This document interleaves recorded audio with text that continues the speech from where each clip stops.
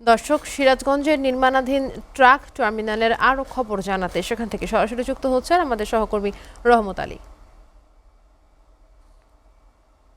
রহমত, আমরা আসলে যেমনটা জানতে পেরেছিলাম যে সিরাজগঞ্জের যে ট্রাক টার্মিনাল বিশ্রামাগারটি রয়েছে সেটির কাজ আসলে এখনও শেষ হয়নি এবং এটিকে ঘিরে আসলে নানা ধরনের অপরাধ চক্র সক্রিয় হচ্ছে, এবং এই বিষয়ে আপনার কাছে আসলে কি তথ্য আছে আমাদেরকে জানাবেন।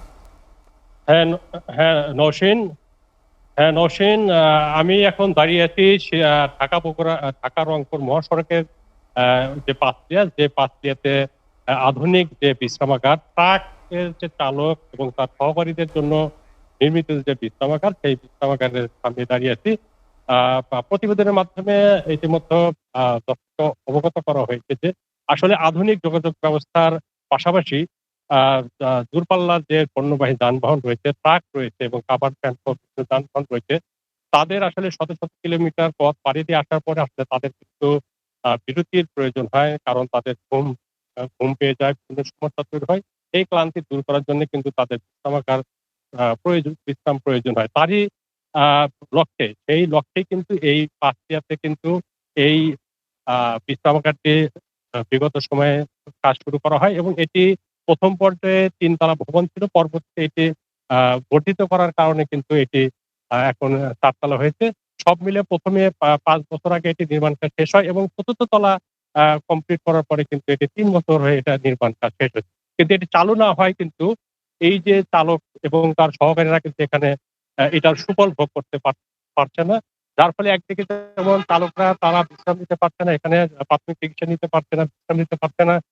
খাওয়া-দাওয়ার যে ব্যবস্থা রয়েছে, ক্যান্টিন আছে, সেগুলো সুবিধা নিতে পারছে না। পক্ষান্তরে এটি চালু না হওয়ার কারণে কিন্তু এইটির যে রক্ষণাবেক্ষণ সেটি নষ্ট হয়ে যাচ্ছে এবং এখানকার বিভিন্ন কিছু চুরি হয়ে যাচ্ছে। সব মিলে কিন্তু একটা বাজে অবস্থা বিরাজ করছে। তো চালক এবং সহকারীরা জানিয়েছেন এটি যেন দ্রুত চালু হয়। আমি এখন একটু কথা বলবো আ আ পরিবহন সংশ্লিষ্ট পরিবহন মালিক এবং এখানকার সচেতন একজন নাগরিক জুয়েল রানার সাথে।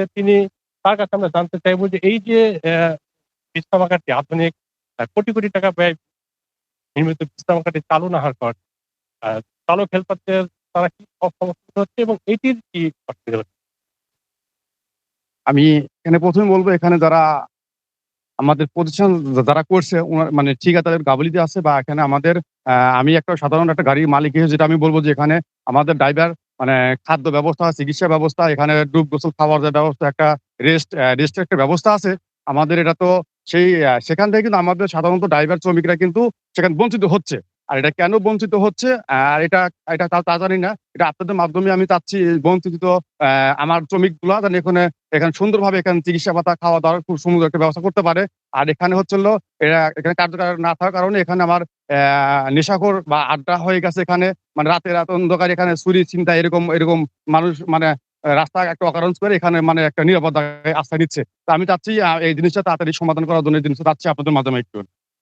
হ্যাঁ, যেমনটি নওশীন শুনছিলেন যে আসলে পরিবহন সংশ্লিষ্ট মালিক, শ্রমিক এর যে যারা সুবিধা ভোগ করার কথা তারা এবং শ্রমিক নেতা সকলের কিন্তু দাবি যে এটি যেন দ্রুত আ চালুর মাধ্যমে এর যে সুফলভোগী যারা সুফল ভোগ করবে তারা যেন সুবিধা পায় এবং এইখানে পর্যাপ্ত নিরাপত্তা ব্যবস্থার মাধ্যমে এটা চালুর মাধ্যমে যেন এটির ব্যবহার শুরু হয়। এ বিষয়ে কিন্তু আমি সিরাজগঞ্জ সড়ক ও জনপথ বিভাগের যে নির্বাহী প্রকৌশলী উনার সাথে কথা বলেছি। উনি বলেছেন যে খুব শীঘ্রই এটি ঊর্ধ্বতন কর্তৃপক্ষের সঙ্গে কথা হয়েছে এবং এটি টেন্ডার প্রক্রিয়ার মাধ্যমে তারা এগোচ্ছেন। টেন্ডার প্রক্রিয়া সম্পন্ন হলেই এটি ইজারাদারদের মাধ্যমে পরিচালিত হবে এবং সংশ্লিষ্ট যারা তারা কিন্তু এটার সুবিধা ভোগ করতে পারবে। তো এখন এটাই দেখার বিষয় যে সরকার কত দ্রুত এটির বাস্তবায়ন করেন এবং এটির ব্যবহার শুরু হয়।